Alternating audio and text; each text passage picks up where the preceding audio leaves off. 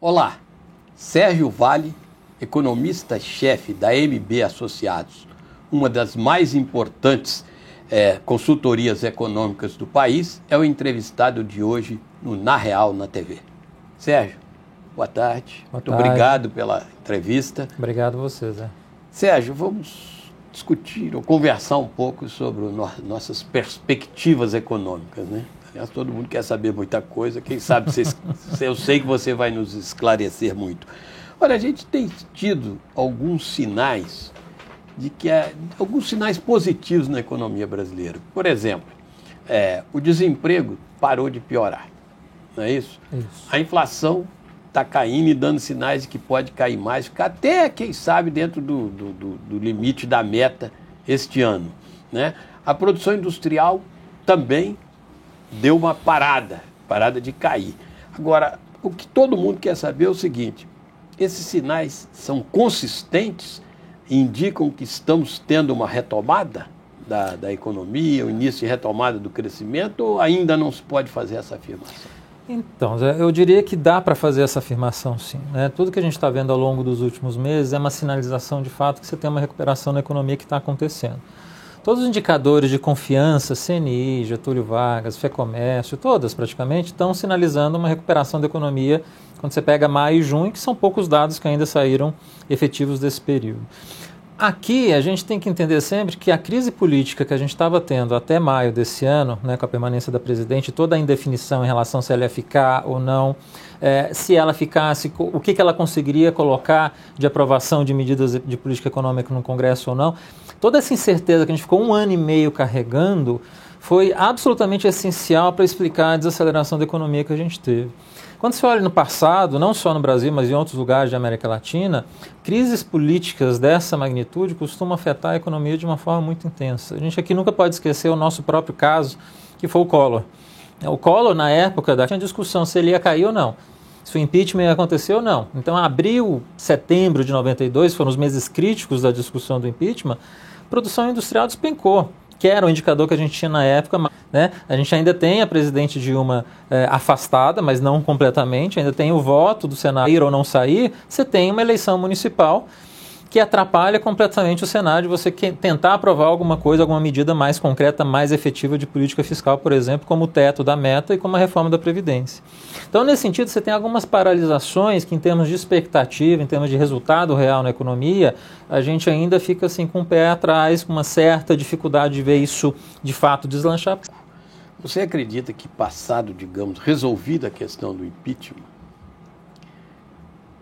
e resolvida a eleição municipal, o presidente interino, que tudo indica, né? Não se pode ter certeza, vai virar o presidente efetivo, terá condições de fazer o Congresso Nacional votar ou engolir as tais medidas amargas que ele precisa tomar? Porque para o Congresso, por exemplo, o estabelecimento dos gastos públicos não é uma coisa muito adocicada, né? E você acha que... Em termos reais de aumento de gastos todos os anos. Então, você está falando que a partir de agora você vai ter um crescimento próximo de 0 todos os anos. Então, para o Congresso, é uma mudança de perspectiva de como vai ter que lidar com o orçamento agora muito grande. Agora, a gente confia em duas coisas aqui. Primeiro, o Temer montou uma equipe econômica absolutamente primorosa. A equipe que está lá é muito boa. Você pega as pessoas que estão cuidando da política fiscal, são excepcionais, né? Especialmente o Mansueto, que é um dos maiores especialistas em fiscal que a gente tem no Brasil. E segunda coisa importante, o Temer, ele conhece o Congresso, né? Ele sabe lidar com o Congresso, ele tem experiência de lá de 30 anos, foi presidente da Câmara 3 vezes, quer dizer, ele conhece como funciona aquilo e sinalizou até agora. Tudo que ele colocou no Congresso, tanto na Câmara quanto no Senado, ele conseguiu aprovar. Não foram coisas triviais que ele conseguiu colocar. Obviamente, as duas mais importantes, que a gente ainda tem que ver como é que vai ser colocado, que é o teto e a meio do caminho, né? E precisa passar essas medidas para a gente ter uma segurança, de fato, que você vai ter uma... Então, quando você olha hoje no Brasil, o que é o nó górdio, né? O que é aquela questão central que a gente tem que olhar e se não resolver, esquece. É melhor você esperar o próximo presidente porque não vai conseguir solucionar agora. É a questão fiscal. Você tem um déficit de 170 bi esse ano, caminhando para ser 100 bi ano que vem, e nos próximos anos a gente vai continuar vendo a dívida pública subir. Na nossa estimativa lá, você chega a 87% do PIB em 2019 de dívida bruta. É um número muito elevado.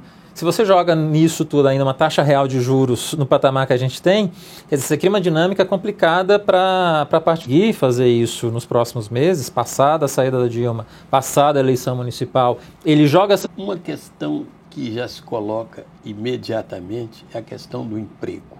Sim. Essa mudança de expectativa, a gente consegue ver uma saída lá na frente de uma taxa de desemprego que começa a desacelerar a mais nas últimas semanas, que se chama Banco Central. A gente concorda integralmente que a inflação tem que ir para a meta de 4,5%, isso não tenha dúvida, né? Agora, a hora que o Ilan coloca que a taxa de juros vai levar mais um tempo para cair, que é a expectativa que se colocou depois que ele começou a fazer os discursos e efetivamente com o relatório de inflação. Então ficou para o ano uma queda de taxa de juros e agora não se tem muita segurança de quanto vai ser essa queda, porque ele sinalizou que quer a meta de 4,5% ano que vem de qualquer jeito. Ao mesmo tempo, o câmbio vai ser ainda meio tortuoso. Quer dizer, você pega o segundo semestre desse ano, provavelmente ainda você vai ter empresa que vai estar entrando em recuperação judicial com a taxa de juros que a gente vai estar, você vai estar tendo mercado de trabalho ainda piorando até o final desse ano. Só em 2017 a gente começa a ver, se isto tudo der certo, a gente começa a ver com mais clareza essa recuperação. Você citou o presidente do Banco Central, Ilan. Isso. Né? Ele não parece tão otimista assim. Hoje, né, segunda-feira, hoje que nós estamos fazendo a entrevista, o jornal Valor Econômico. E ele lá diz duas coisas que eu diria assim, um pouco preocupantes. Primeiro, que ele não tem certeza ou não há certeza de que a economia chegou no fundo do poço. Você acha que chegou, né? E segundo, que a taxa de juros pode demorar a cair. E terceiro, que não é certo que a recuperação virá tão rápido como muita gente espera. Como é que você interpreta isto? O que é a recuperação que a gente está falando aqui? A gente está falando de um PIB crescer 2% no ano que vem. Depois de uma economia que caiu quase 4% ano passado, 3,3% que é a nossa estimativa, eu acho que 2%, 1% que seja de crescimento para o ano que vem, depois desta queda muito significativa, eu acho que não é muito difícil de vislumbrar de acontecer em 2017. A questão que o Ilan coloca, que de fato é complicada, eu quero trazer a inflação para 4,5% no ano que vem o mais rápido possível, porque você passou muito tempo com a inflação fora do centro da meta. Acabou essa brincadeira de pensar na inflação no teto da meta como uma meta de inflação, né? 6,5% tinha virado a nova meta. Não dá mais. Então, 4,5%, para você mudar essa expectativa, você acaba fazendo com que essa taxa de juros leve mais tempo para cair, você acabe tendo no curto prazo uma piora na economia para conseguir fazer com que essa inflação caia. Então, o Ilan de fato está certo. Quando ele fala que esse ajuste ainda vai acontecer, o fundo do poço, de fato, quer dizer, não é que agora vai parar de cair e vai começar a explodir crescimento, né? É um pouco diferente do que foi o Collor pelas condições que a gente conversou aqui no início da nossa entrevista. Então, nesse sentido, ele está certo. Tudo que a Dilma e a equipe econômica fazia anteriormente era no curtíssimo prazo. Eu não vou aumentar o preço da gasolina pela Petrobras porque a inflação do mês que vem vai subir. Essa equipe que está lá, eu não vejo fazendo esse tipo de coisa. Então, tanto o Banco Central, tanto a política monetária quanto a política fiscal, eu vejo como atuando hoje quando você está falando de ter uma meta, um teto de gastos, você está falando de uma questão de longo prazo. No curto prazo, a gente vai pagar um preço meio complicado em termos de atividade. E você falou no curto prazo, Sérgio, há algumas queixas que está fazendo. Questão de aumento do funcionalismo público, é um caso típico. Outro caso, perdão de dívida, não, de adiamento, né, de moratória de dívida, concessão de quase 3 bilhões. Você tem um presidente que é interino, que teve uma votação no Senado de 55 votos, sendo que 54 era o limite para ele ficar. Tem, óbvio, hoje toda uma certa segurança de que vai conseguir passar na votação quando tiver em agosto, mas é um presidente interino ainda. E não é um presidente popular. Aumento real é como se ele estivesse fazendo um ajuste agora de aumento de gasto, de tudo que não teve de aumento de salário, de Bolsa Família, etc., porque daqui 10 anos você não vai ter mais aumento. Então, é aquilo que a gente colocou há um tempo atrás agora. Você tem um ajuste de curto prazo que passa por essas benesses. E que talvez no longo prazo você consiga aprovar isso e aí lá na frente a gente vai conseguir ter o resultado positivo disso. Então, assim, de fato é ruim, não é interessante ter esse tipo de aumento neste momento, mas eu estou tentando ver isso como alguma coisa que está sendo colocada para conseguir fazer a aprovação do que é o objetivo final, que é a regra de longo prazo do teto do gasto. Tá certo, mas uma coisa, na conta de vocês lá na MB, que eu sei que fazem pesquisas para tudo e tal, essas concessões do Temer em dinheiro, inclusive eu esqueci desses 170 bilhões de de déficit deste ano? Sim, então na conta dos 170 bi esse ano, acho que 2016 já está consolidado, não tem mais muita dúvida em relação ao que provavelmente vai ser o número desse ano. Vai conseguir entregar, de fato, um déficit menor no ano que vem, com tudo isso que foi colocado agora em 2016. A questão é, se ele conseguir aprovar o teto do gasto, né, depois da eleição, se ele conseguir aprovar isso esse ano para já valer em 2017, isso vai ser um ganho monumental ao longo dos próximos anos. Por mais que você ainda tenha um déficit complicado em 2017, e a gente não pode esquecer, depois de um déficit dessa magnitude que a gente está tendo esse ano, um crescimento de receita que não vai ser excepcional, não vai ser como nos anos que a gente teve no passado, durante o boom da economia. Então, para ajustar esse déficit para zero, vai levar tempo. Entra de novo a questão do curto prazo e do longo prazo. Eu, particularmente, se eu estivesse lá, o que eu gostaria de ver no curto prazo? Fazer um corte adicional em 2017. Se eu conseguisse cortar em termos reais em 2017 em torno de 2,5% e tivesse um crescimento de gasto, de receita de 4,5% em termos reais, que não é muito difícil de acontecer se o PIB crescer 2%, você já zerava no que vem. Então, o que o governo fez? Ele fez uma opção pelo longo prazo em detrimento de um curto prazo pior. Vai levar mais tempo para chegar no primário de zero. Mas ele consegue, com isso, colocar condições de longo prazo, obviamente, se ele conseguir aprovar isso no Congresso. Agora, fala-se que o déficit do ano que vem, que está sendo calculado agora, ficaria em torno de 100 bilhões de reais. Agora, isso incluiria, por exemplo, algum aumento de imposto? Isso incluiria, por exemplo, a realização das famosas privatizações e concessões que andam amarradas? Eu acho que privatizações, sim. Eu acho que concessões está na agenda central do governo. E esse dinheiro daria para fazer? Seria o que garantiria os 100 bilhões? Ajudaria a diminuir o tamanho do rombo para o ano que vem. Agora, em termos de aumento de imposto, eu não consigo ver e não me parece haver espaço de negociação no Congresso. E a própria teoria econômica, por isso que eu falo da equipe. A equipe que você tem lá é de extrema qualidade, sabe que você fazer ajuste via aumento de receita não funciona. Os ajustes fiscais que a gente teve no passado que funcionaram são os ajustes que mexem no gasto público. Por isso a ideia do teto do gasto. Pensar em fazer o ajuste via aumento de receita com CPMF, por exemplo, você pode até funcionar no curto prazo, mas não é um ajuste que dura. Esse aumento de receita vai acabar gerando um próprio aumento de gasto no futuro. Então, pensar em CPMF, esse tipo de aumento de imposto, eu acho que não vem agora. Uma CID, por exemplo, faria sentido. É um imposto que a economia gosta, né? E aumentaria um pouco a arrecadação, não seria como uma CPMF, mas poderia ser positivo em 2017 se viesse a ocorrer. Mas fora isso, acho difícil. Sérgio, saiu mais um Boletim Focus, sai toda semana, e a previsão média de crescimento do PIB para o ano que vem ficou mantido em 1%. Você falou duas vezes aqui, parece não, a conta de vocês lá na MB, uma possibilidade de 2% do PIB crescer. Em que vocês estão baseando para chegar a esse número, que é quase que o dobro do que estão imaginando os economistas de mercado? Quais os fatores que levariam a esse crescimento de 2%? Poderiam levar? Sim. Eu penso o seguinte, você teve uma quebra de expectativa que não foi trivial agora. Você está falando de uma crise política que estava se estendendo durante vários anos aí, pelo menos 2 anos e meio, vamos dizer assim. Desde 2014 a gente está com essa crise rondando. Uma economia que está em recessão desde 2014. Se você dá uma sinalização que esse entrave passou, você começa a ter uma recuperação pela expectativa que acaba gerando uma certa segurança na população e no empresário. Por exemplo, as pesquisas de opinião até 3 meses atrás perguntavam para o indivíduo e para as empresas, eles perguntavam quanto tempo ia durar a crise. As pessoas estão falando 3 anos. Ora, se eu acho que a crise vai durar 3 anos, eu não vou consumir nada, porque em 3 anos provavelmente você vai perder o emprego.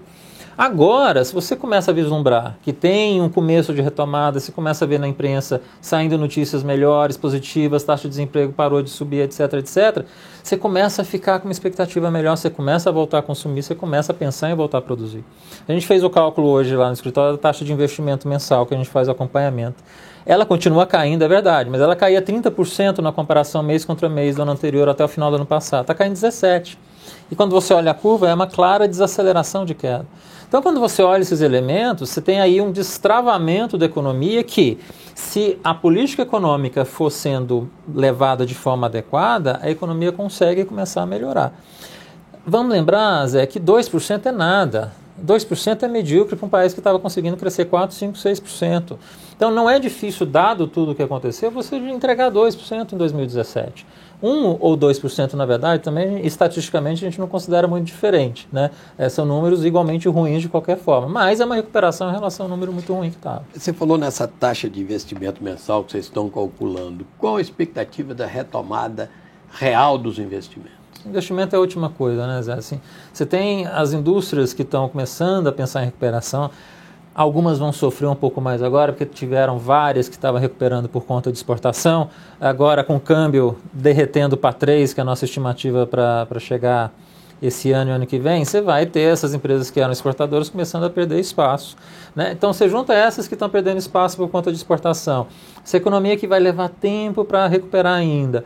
Você tem uma capacidade ociosa enorme para ser utilizada dentro da indústria. Então, pensar em investimento vai ser a última coisa.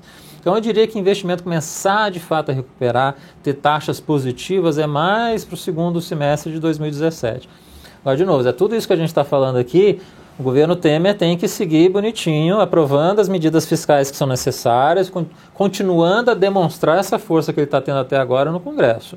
Se de repente começar a mandar as coisas não serem aprovadas, perder espaço dentro da Câmara e do Senado, aí o negócio começa a desandar, a gente vai ver uma economia mais complicada. É interessante a questão do câmbio.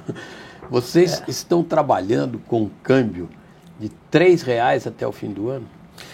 Então, aí você junta a coisa internacional, né? Você está falando de um cenário internacional que mudou drasticamente desde a saída do Reino Unido da União Europeia, né? Você provavelmente vai ter um grau de incerteza muito grande na economia mundial aí pela frente, um cenário, especialmente na Europa e no Reino Unido, potencialmente recessivo.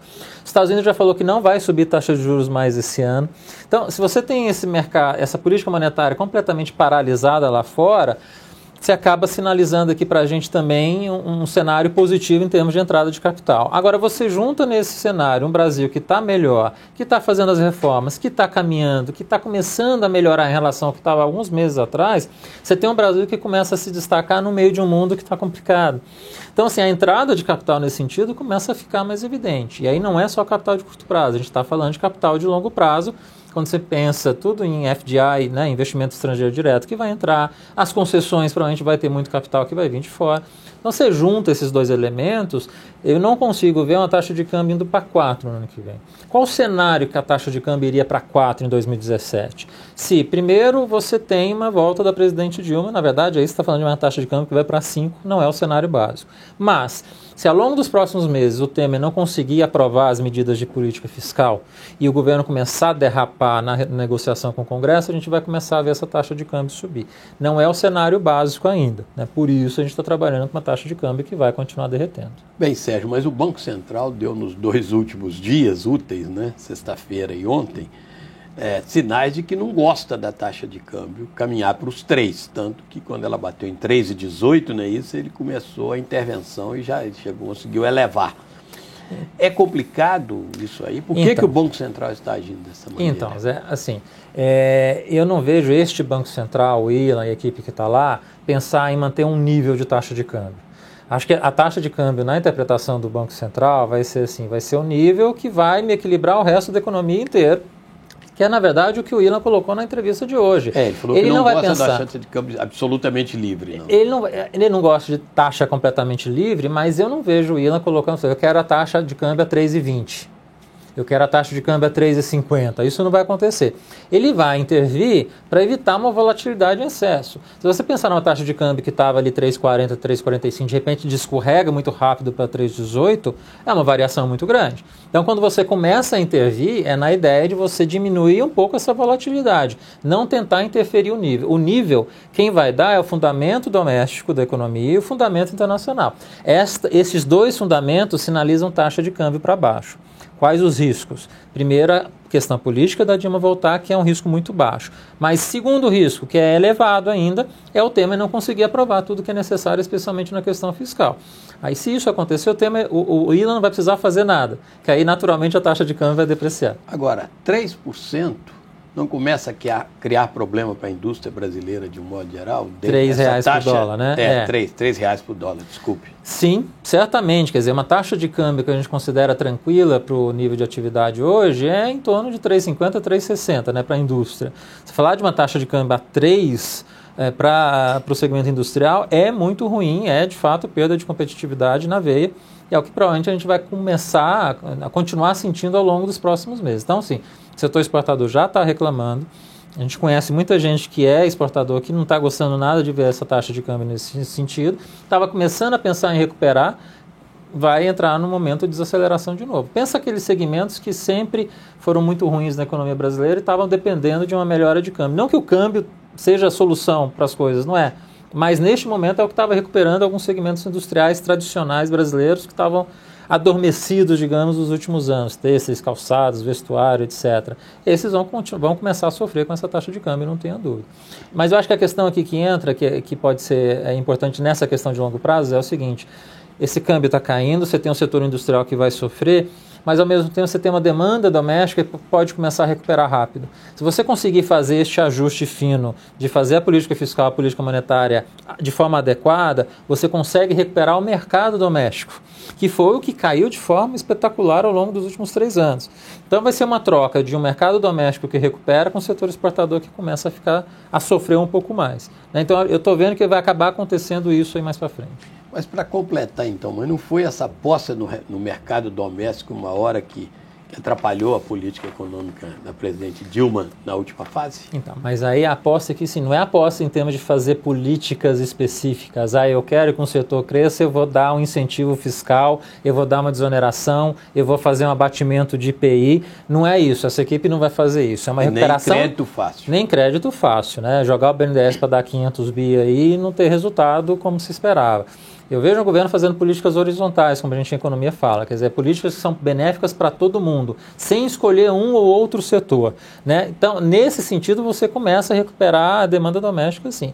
O que a gente não pode ter um otimismo em excesso é de acreditar que você vai ter uma economia retumbante como a gente teve entre 2003 e 2008, 2010, quando cresceu 7,5% do PIB. Isso não volta mais.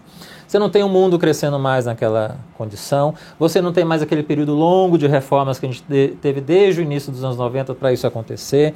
Você tinha um governo de esquerda, que era o governo Lula, que quando entrou, aplicou políticas liberais naquele momento e todo mundo ficou impressionado positivamente com aquilo. Você tinha a China crescendo naquele ritmo.